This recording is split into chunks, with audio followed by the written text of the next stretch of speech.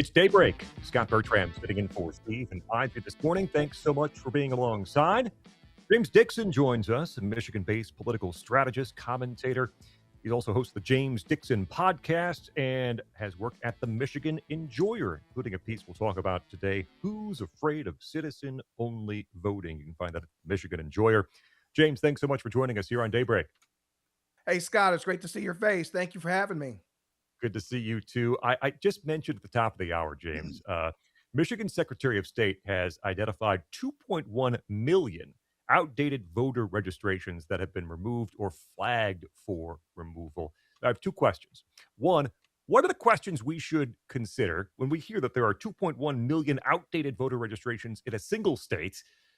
And what does that mean across the country when it's 2.1 million in simply the state of Michigan? That's exactly it. Excuse me. And Scott, you're taking the exact right approach to it. I don't look at that number as good news.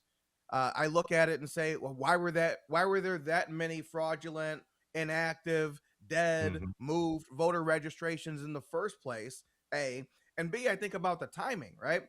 So in the 2024 election, there was something like 8.4 million people on the voter rolls in Michigan, and there was only like 8 million voting age adults in Michigan.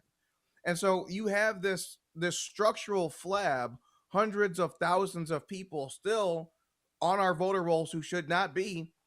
And my concern, Scott, is this. Eric, who Jocelyn Benson partners with, the idea is it's supposed to cull your voter rolls. They say Mhm. nationwide 1 in 8 registrations is fraudulent. We still have 8 million people. That would mean we have up to 1 million voters registered in Michigan who should not be. And we know in Michigan, non-citizens voted in the last election. We know for a fact, even Jocelyn Benson has admitted this. We don't know perhaps how many, but we know.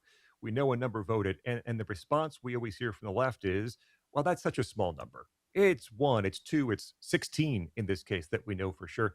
That number should be zero, especially when we know we have the measures to do preventative measures to stop that from happening.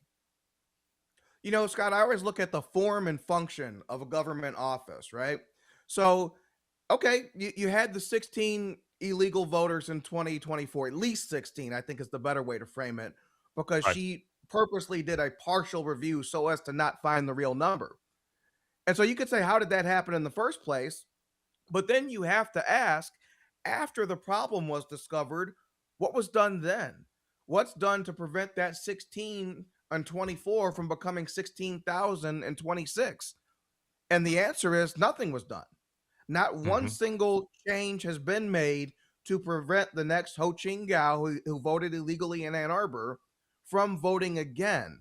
And that alone should shock us, especially with Jocelyn Benson running for governor and counting her own votes this time around.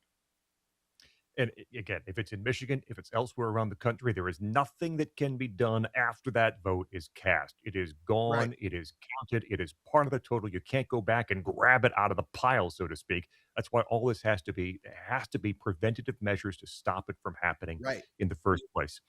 James Dickson with us. You can find him at Michigan Enjoyer, James Dickson podcast.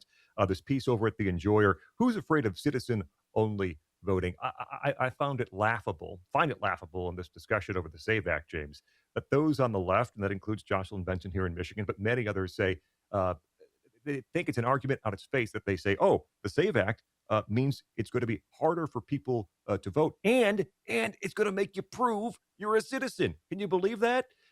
They think that's an argument against this, and I think most Americans look at that and say, well, yeah, of course, yes, that's what we want. You know, you look at the anti Save Act messaging, and to me, it shows the failures of the Democrat media alliance. They've gotten lazy together. It's like a couple that meets each other and then they all gain 50 pounds together. They both gain 50 pounds.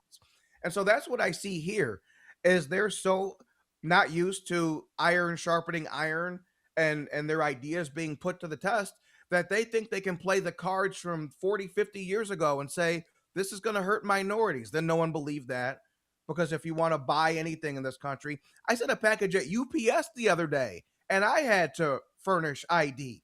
So you need ID to do just about everything, even if you're paying cash. And then they shifted it to women. thinking that that was going to work. And now you're just infantilizing women when we've had Hmm. women voting in America for a century now. So they're out of arguments, they're out of ideas. And you look again at the form and function, and it's clear that what they fear is the pathway to non citizens voting being shut and locked.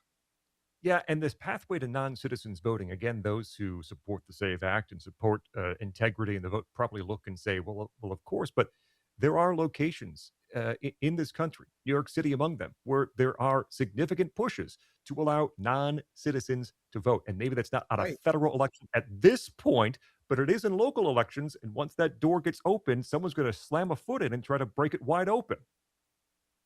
And we have that same structural problem in Michigan. Another thing people might not know. So say my wife is Canadian and not an American citizen yet and moves here, gets a driver's license. When she gets that driver's license, she's automatically registered to vote. The only way she would not automatically be registered to vote is if she furnishes proof at the moment she's getting the license that she's not an American. So if she simply comes and gets the driver's license and is like, okay, honor system, I just won't vote, then she will end up on our voter rolls. We have the opposite of a system that we should have that Right. should make sure on the front end that only eligible Americans can vote. We used to have one under Ruth Johnson, under Jocelyn Benson. She doesn't want it that way.